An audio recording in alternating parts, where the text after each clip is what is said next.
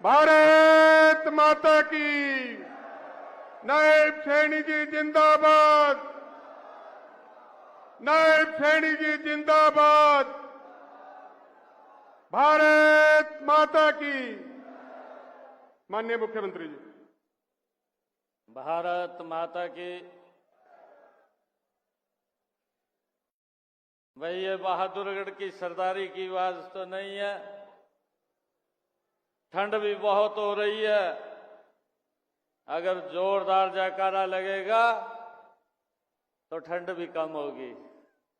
एक जोरदार जयकारे के साथ भारत माता के, भारत माता के, माता सावित्रीबाई फुले की, माता सावित्रीबाई फुले की बहुत ही सम्मान के योग। हरियाणा सरकार में मेरे सहयोगी मंत्री और लगातार 4 बार जो सांसद रहे, आपके इस क्षेत्र से जिन्होंने इस लोकसभा का प्रतिनिधित्व किया, ऐसे हमारे लोकप्रिय मंत्री डॉक्टर अरविंद शर्मा जी,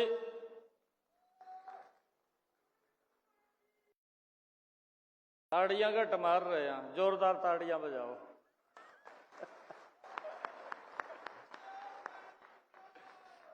मैं सोच रहा था, मैं ये सोच रहा था बैठे जब अरविंद जी खड़े हुए, मैं कहा एक अफवाह फैलाई थी जहां अरविंद जी को लेकर के, झूठी अफवाह, कहा इनने अपना बजट नहीं बांटा। मारे लोग बड़े बोले और इसको तो कहा भाई बजट नहीं बांटा पूरा। ऐसे व्यक्ति झूठ बोलकर इसी के ऊपर ही अपना काम पूरा करके कहा भाई अरविंद ने कहा अपना बजट नहीं बांटा। परंतु मैं आप लोगों का धन्यवाद करता हूं, हरियाणा प्रदेश के लोगों का धन्यवाद करता हूं कि उसका जवाब विधानसभा में देने का काम हरियाणा के लोगों ने किया है। हमारे बीच में भारतीय जनता पार्टी के राष्ट्रीय सचिव,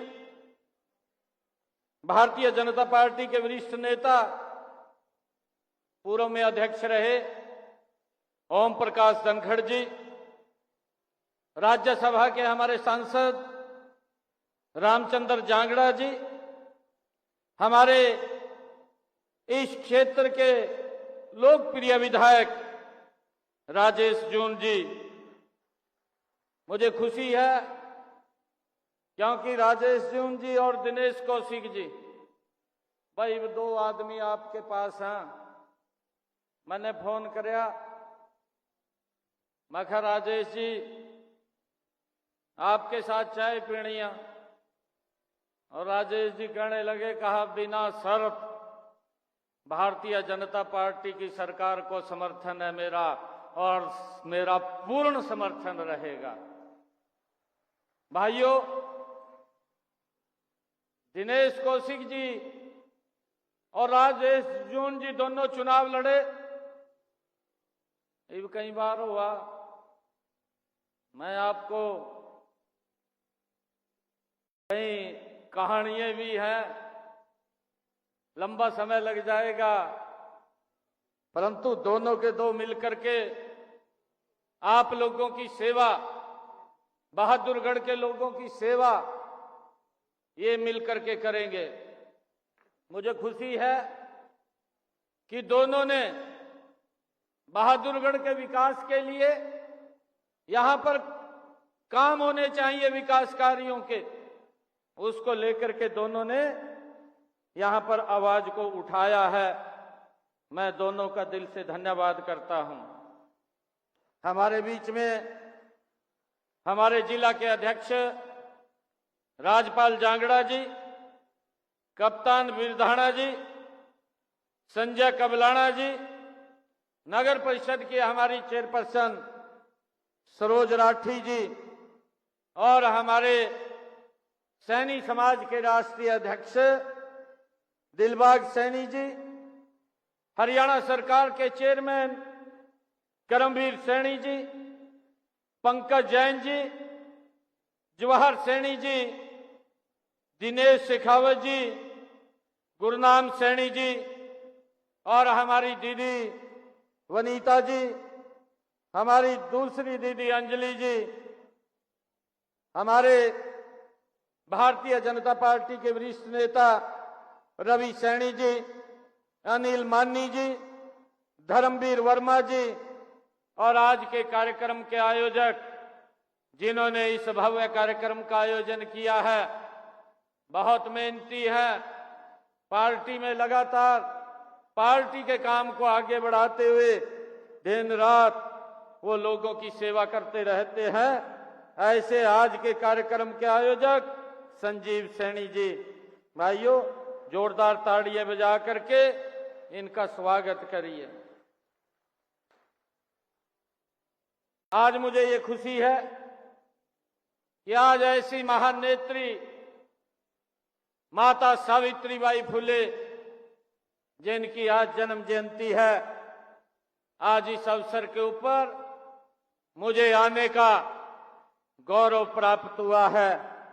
मैं माता सावित्रीबाई फुले की जन्म जयंती की आप सबको बहुत बहुत शुभकामनाएं देता हूं, आप सबको बधाई देता हूं। एक ऐसी क्रांति की अग्रदूत जिनका जन्म 1831 में हुआ और जिन्होंने महिलाओं के सशक्तिकरण के लिए अपनी आवाज को बुलंद किया, ऐसी माता सावित्रीबाई फुले की जन्म जयंती के ऊपर हम एकत्र हुए हैं। आप सबको बहुत बहुत बधाई है। माता सावित्रीबाई फुले न सिर्फ भारत की पहली महिला शिक्षिका थी, बल्कि एक स्वतंत्र व्यक्ति और महिलाओं के अधिकारों की प्रेरणा भी थी। माता सावित्रीबाई फुले केवल नाम नहीं बल्कि एक पूरी कहानी है। नारी सशक्तिकरण और बेटियों की शिक्षा की उनकी जयंती पर आयोजित इस समारोह में मुझे यहां आकर के बड़ी खुशी और गर्व महसूस हो रहा है। मैं आप सबको पुनः माता सावित्रीबाई फुले जी की जयंती की हार्दिक बधाई और शुभकामनाएं देता हूं। और इस शुभ अवसर के ऊपर मैं माता सावित्रीबाई फुले को नतमस्तक होकर के उनके चरणों में प्रणाम भी करता हूं। माता सावित्रीबाई फुले का जन्म उस समय में हुआ जब समाज में अनेक कुरीतियां और अंधविश्वास था। जाति व लिंग के आधार पर लोगों से भेदभाव किया जाता था, छुआछूत थी, महिलाओं की स्थिति उस समय में दयनीय थी, उनको पढ़ने का भी अधिकार नहीं था। उन्हें इन बातों का माता सावित्रीबाई फुले के जीवन पर गहरा असर पड़ा और उसी समय उन्होंने इन कुरीतियों को दूर करने और इस अंधकार को समाप्त करने के अधिकार पथ पर चलने की उन्होंने ठानी। और मुझे खुशी है कि माता सावित्रीबाई फुले जी भारत के नारी मुक्ति आंदोलन की पहली ऐसी समाज सुधारक थी जिनका विवाह केवल 8 वर्ष की आयु में ही, 9 वर्ष की आयु में ही वो हुआ है। 1940 में महात्मा ज्योतिबा फुले से उनकी विवाह हुआ और विवाह के समय वे ज्यादा पढ़ी लिखी नहीं थी और उनके पढ़ने और सीखने की लगन देखकर महात्मा ज्योतिबा फुले जी ने उन्हें आगे पढ़ाया और लिखाया और उनको सिखाया। और आज आजादी से पहले भारत में वह दौर था जब महिलाओं को पढ़ने की भी आजादी नहीं थी।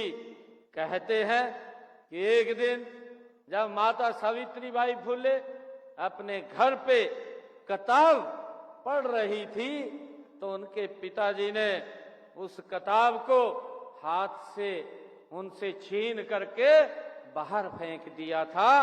और उसी समय माता सावित्रीबाई फुले ने ये प्रण लिया था कि मैं तो स्वयं पढ़ूंगी परंतु महिलाओं के बेटियों को शिक्षित करने के लिए भी मैं काम करूंगी। और उन्होंने उसको बखूबी आगे बढ़ाने का काम किया है।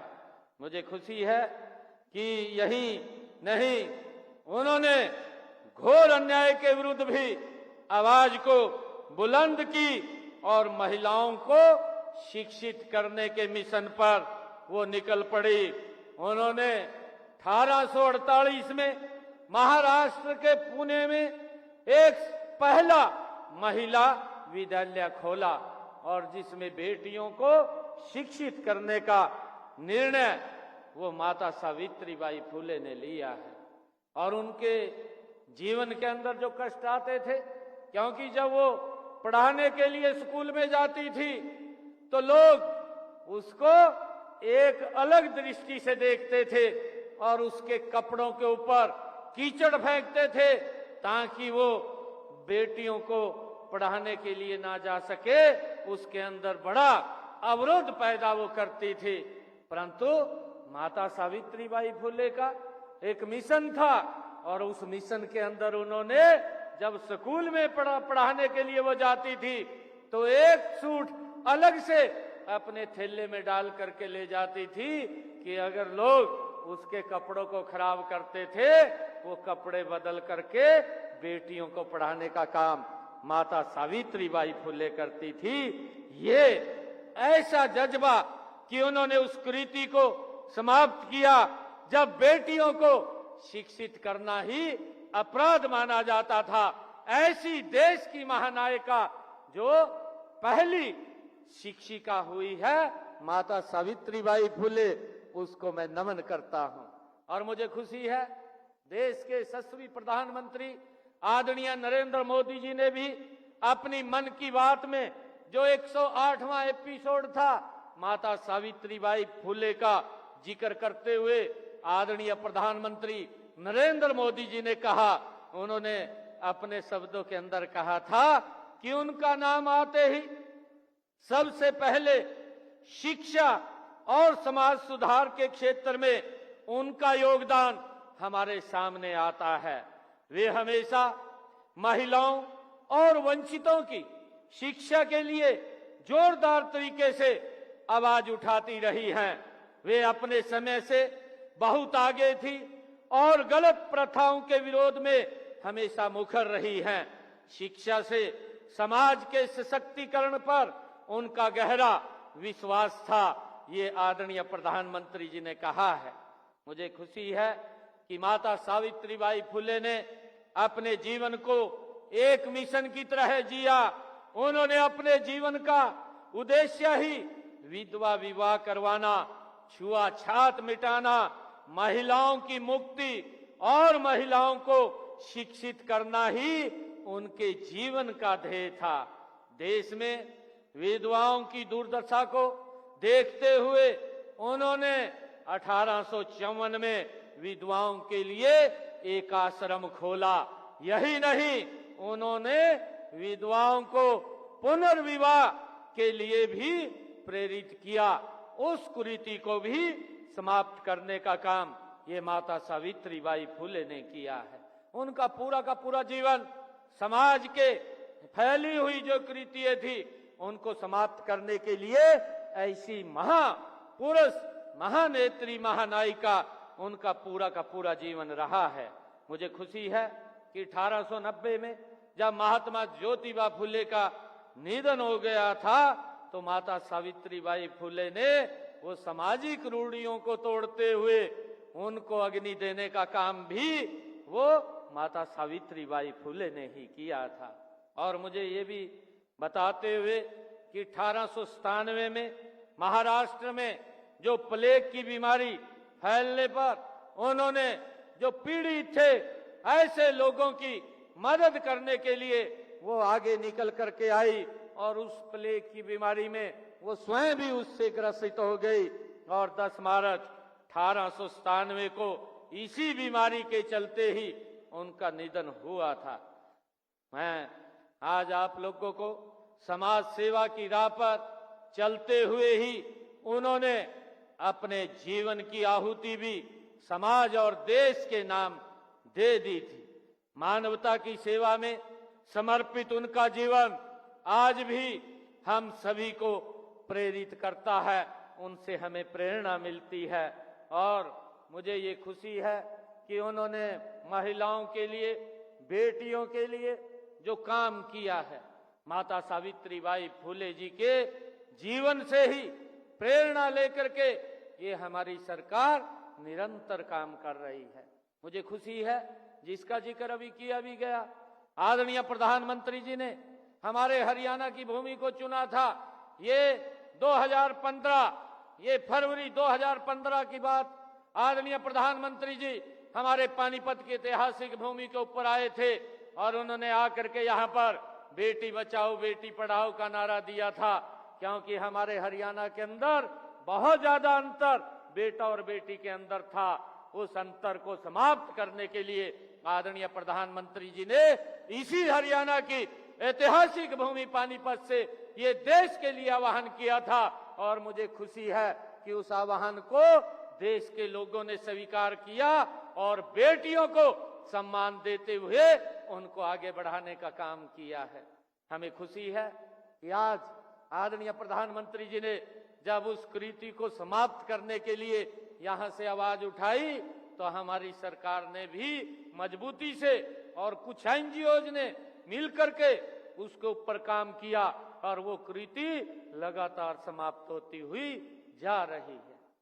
भाइयों, मुझे ये भी खुशी है कि आज हम आदरणीय प्रधानमंत्री जी के उस वाक्य को और मजबूती से और कड़ाई से इसको लागू करेंगे। एक भी बेटी को गर्भ में नहीं मारने देंगे, ये सुनिश्चित ये हमारी सरकार करेगी। आदरणीय प्रधानमंत्री जी के उस मिशन को हम आगे बढ़ाने का काम कर रहे हैं और गति से उसमें लगे हुए हैं।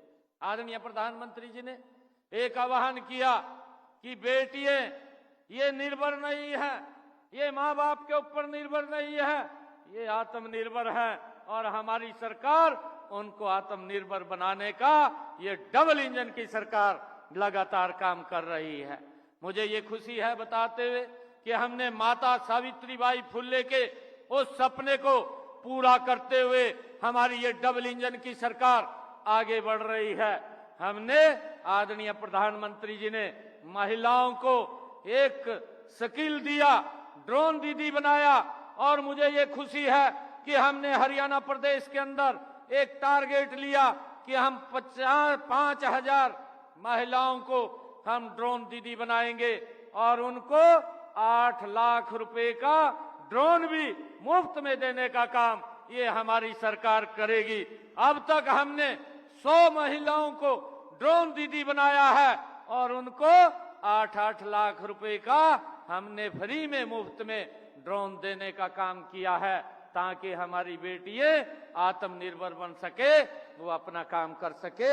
ये हमारी सरकार ने भाइयों मजबूती से काम किया है और मुझे ये खुशी है कि अभी आदरणीय प्रधानमंत्री जी फिर पानीपत के अंदर आए थे, जिसका भी जिक्र हुआ है कि हमारी जो बहनें हैं उन बहनों को आत्मनिर्भर और मजबूत सशक्त करने का काम ये हमारी सरकार कर रही है।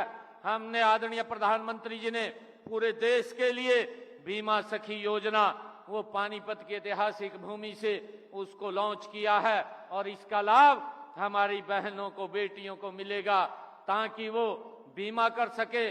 उनको कमीशन तो मिलेगा परंतु उनको पहले साल 7,000 रुपया, दूसरे वर्ष उनको 6,000 रुपया और तीसरे वर्ष 5,000 रुपया और लगातार हर वर्ष 2100 रुपया उन बहनों को देने का काम ये हमारी सरकार करेगी। भाइयों, उसको लेकर के हमने एक बड़ी योजना उसके अंदर बनाई है। मुझे ये भी खुशी है आप लोगों को बताते हुए कि हमारी बेटियों की शिक्षा अच्छी हो, उसको लेकर के हमने पिछले दिनों प्रदेश के हमारे पूर्व मुख्यमंत्री आदरणीय मनोहर लाल जी ने एक रोड मैप हरियाणा प्रदेश का बनाया कि हर 20 किलोमीटर के ऊपर एक सरकारी कॉलेज बनेगा।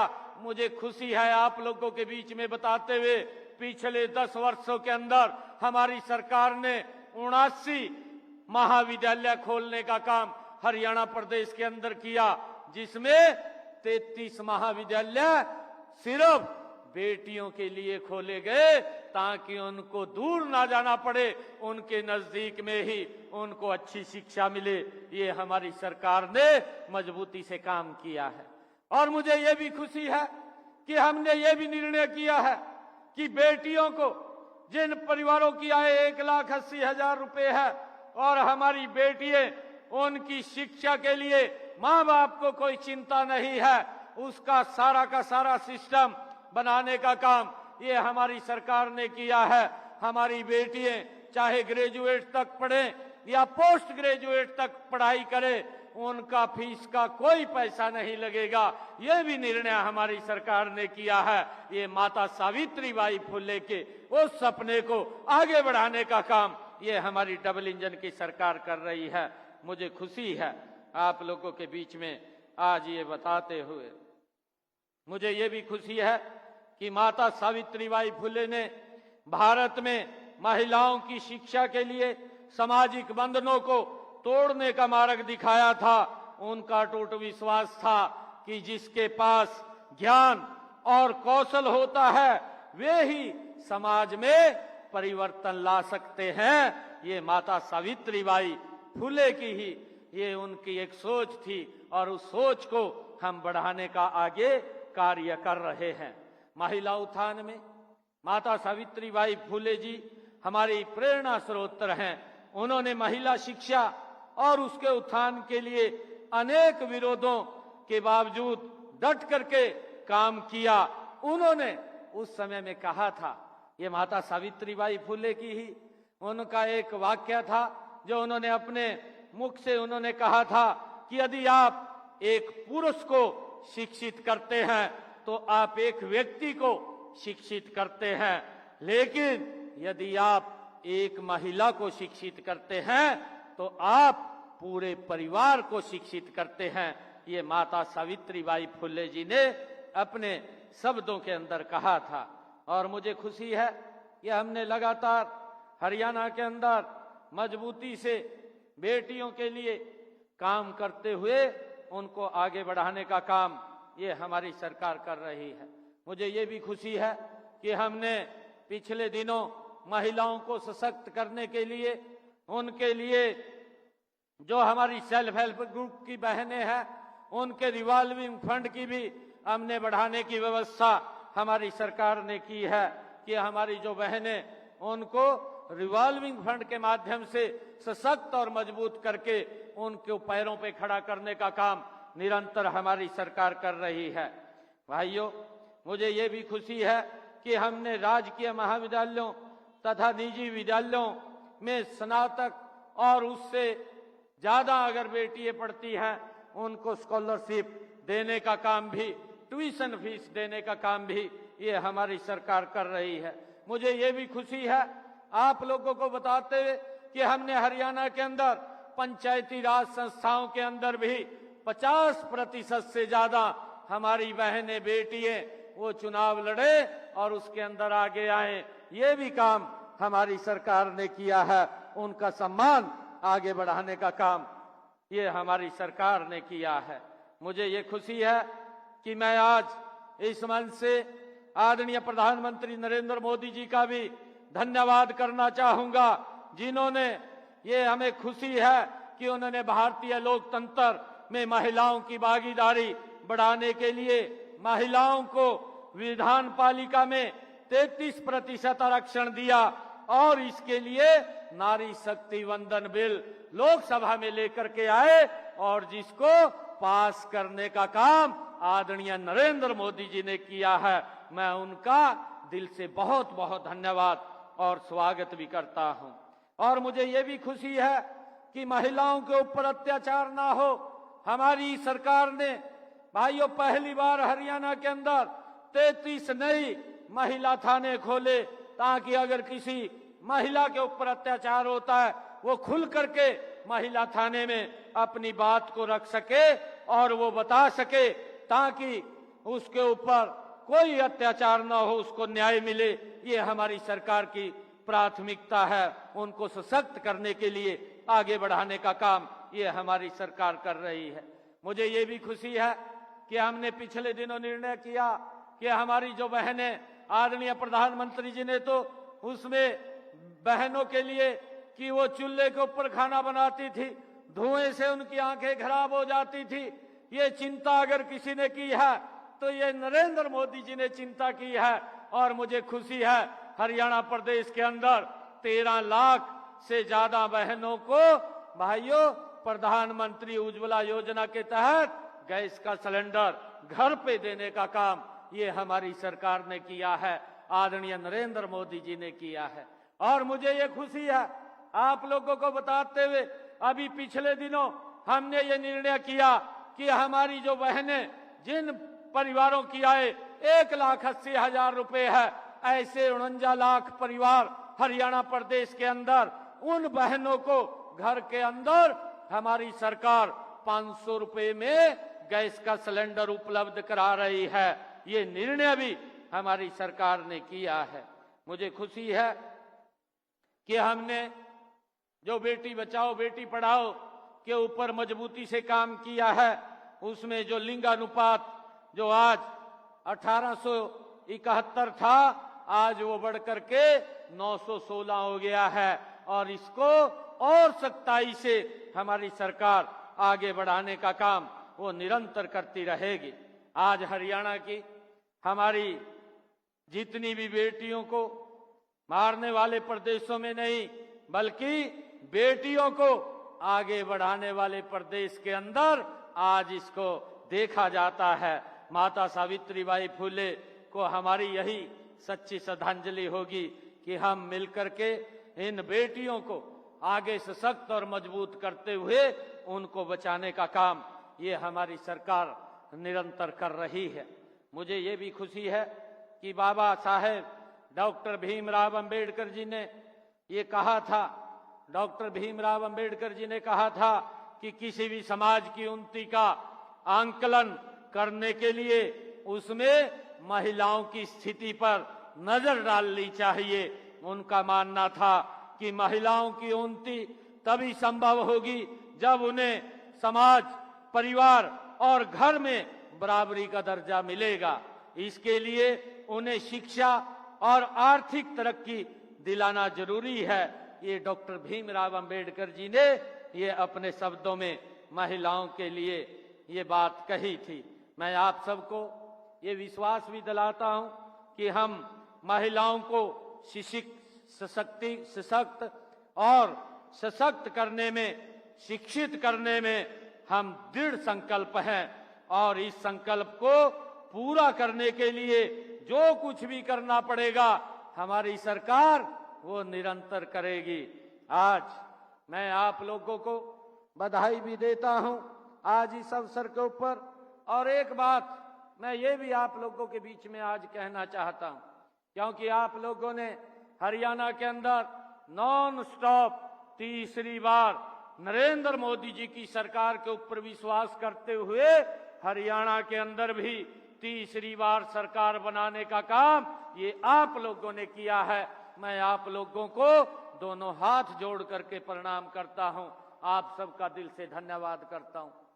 और एक बात और कहने जा रहा हूं भाइयों, यहीं अभी 6 फरवरी को पड़ोस में चुनाव है भाइयों, उसका ध्यान करना। झूठ बोलता रहता है सारा दल, साफ कर दो। जिस तरह यहाँ झूठ बोल कर हमारे अरविंद शर्मा को लाले पुआई दिए थे लोकसभा के अंदर, कह दिया, कहा इसने तो कहा अपनी ग्रांट के पैसे नहीं बांटे। मैं पूछ रहा था अरविंद जी को, मैं कहा अपने बांटे नहीं, कहा जी सारा बांट दिया, पता नहीं कहा तो ठहलिया और वो बात फैलाई दी। फ्लैग का झूठ बोल दिया और अपना उल्लू सीधा कर लिया।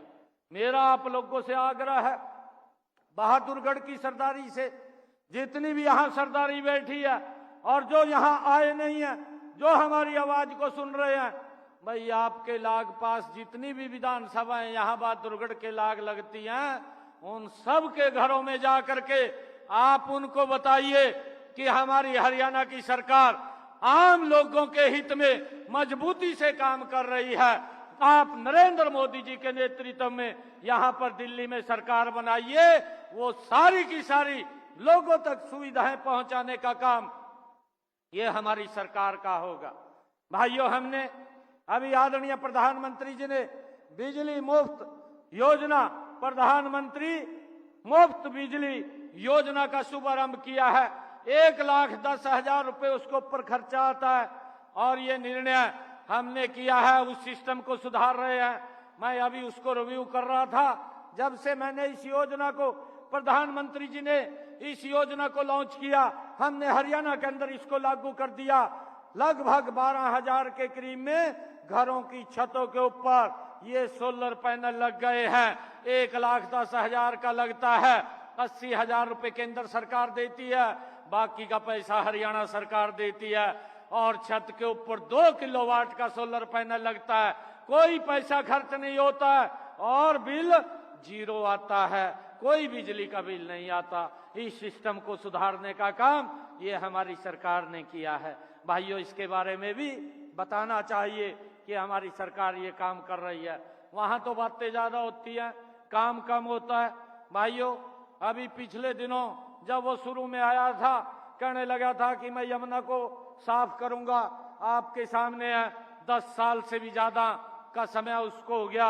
आज तक यमुना की स्थिति वैसी की वैसी है जैसी स्थिति भाइयों 10 साल पहले थी। खाली बात होती है, काम नहीं होते हैं। भाइयों, इन बातों से हमने बचना भी है। मैं आप लोगों से आग्रह करूंगा कि हम सब मिल करके, भाइयों दिल्ली के अंदर भी, यहाँ पड़ोस में हमारे रिश्तेदार होंगे, हमारे कोई जान पहचान वाले भी होंगे, उन सब को भाइयों आप स्वयं जा करके फोन पर कह करके वहां पर भी भाइयों मोदी जी के नेतृत्व में सरकार बनाने का काम हम करेंगे, ऐसा मैं आग्रह करता हूं। क्योंकि आपके बाउंड्री के साथ वो बाउंड्री लगी हुई है, दीवार के साथ आपकी दीवार है, आप आपस में मिलते भी रहते हैं, बात भी करते रहते हैं, परंतु उनको जा करके हमने बताना है और बता करके वहां पर भी भाइयों मोदी जी के नेतृत्व में सरकार बने, उसके लिए हमने काम करना है। मैं आज आप सबको पुनः माता सावित्रीबाई फुले जी की जन्म जयंती के ऊपर एक बार फिर आप सबको बहुत बहुत बधाई देता हूं।